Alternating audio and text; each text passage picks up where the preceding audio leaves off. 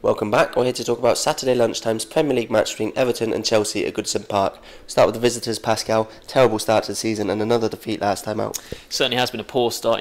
Very dominant to the title last season, weren't they? But yeah, like you say, a very poor start. Only that one win at West Brom when it was 3-2. That's a disappointing result in itself. You see City go and win their 3-0 very comfortably, in Chelsea, poor in that game, weren't they? Only just about got the win, and their first home game they drew at home to Swansea, and then last time out at home to Palace. Mourinho has barely ever lost at home, when he's Chelsea manager, and losing 2-1. I know Palace have had a good start to the season, everyone's talking about how good their squad is, but still to lose at home like that, they don't want to lose at home to anyone, let alone Palace, who are, you'd probably say, sort of a mid to sort of high mid-table sort of side. So that was a very disappointing result. Falcao got his goal, which is a good thing, but it's another defeat now, falling behind City in the race, in the title race, and you have to say that they really need to just go on a run of wins, you feel, because falling that far behind already, it's been very poor. Yeah, you have to say the international break probably came at a good time for them, didn't it? They are already 8 points behind City. It is early in the season, but that's a big gap, especially with City in such good form.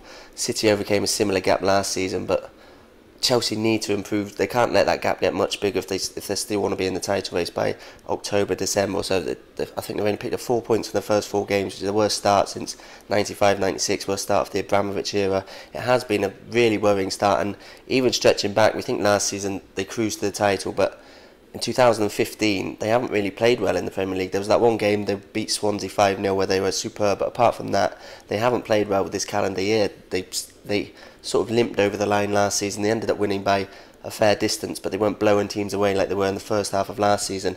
And defensively, I think only Sunderland have conceded more goals already this season. John Terry was suspended for the last match. Ivanovic has started the season in poor form, really bad form. And even going forward, the key players aren't firing. Hazard 7 Premier League games without a goal now, which is second longest run of his career. Those key players who fired them to the title last season, defensively they're built on such solid foundations, and going forward they had the flair of the likes of Hazard. It's just not happening for them at the moment. It's certainly not, and I think when you look at their squad, you think they should still have a squad good enough to challenge for the title. Like you say, just a lot of those players that were so good last season.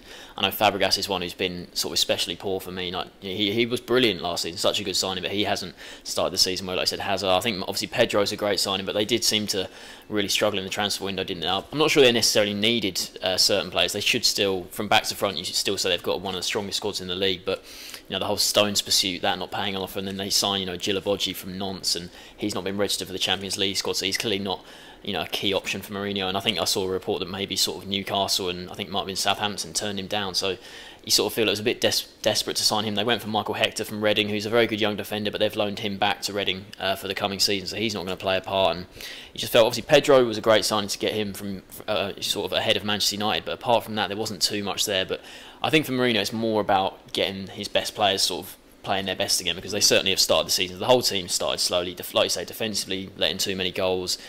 Costa's blowing hot and cold, as are their best player, the best player in the Premier League for me last season. He hasn't been at his best, so I think for Mourinho it's just more about getting their players firing, and they should start to climb the table.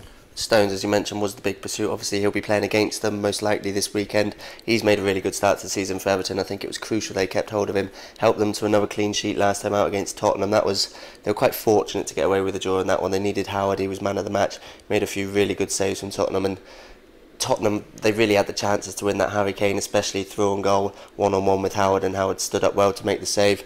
Everton didn't really give much in the final third themselves. It was a bit of a nothing display for them really, which is a bit disappointing, because they made a mixed start to the season, but generally been a lot more encouraging than a lot of fans would have thought after the summer they had. They weren't impressive in pre-season. Transfer window wasn't a great window for them, so they had made a decent start to the season, all things considered. Obviously that win against Southampton was really impressive.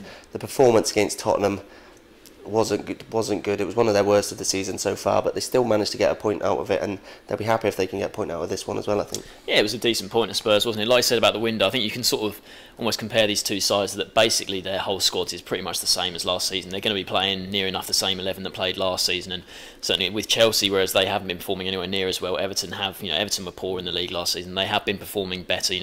When Lukaku's on form, they're a much better side. And apart from, because even Lennon, sort of that deadline day signing, he was actually there for the second half of last season, wasn't he? So he won't even feel like a new player, sort of. So it's basically the same squad there. They've signed some players from South America, Mori and the young striker, I can't quite remember his name, I think it's Rodriguez, but those are the kind of players who are not going to have necessarily an impact this season. I think Rodriguez especially might play in the under-21s and sort of if he does impress, though, he might get a chance. But it's like with Chelsea, if Everton's best players are really best players who have a lot of Premier League experience, if they're fit and firing, then they should do well this season. I think Everton, Barkley, he always impresses me when he plays. I know sometimes he doesn't make the right decision, but he's one of England's brightest young players. When Lukaku's firing like he was that game at Southampton, he's almost unstoppable, running, heading the ball. So I think they have got a really good team there, but they've failed to score in their last 2 Premier League games, and they haven't gone 3 without a goal for almost 10 years now. So that's something they want to put right. But I think on the whole, Everton, they'll be fairly pleased with their start, because their fixtures, even the ones coming and the fixtures they've already had, it's been a really difficult start for them. Goals certainly weren't a problem last time these two teams met at Goodison Park. 6-3 to Chelsea. Incredible game. See more drama this time around?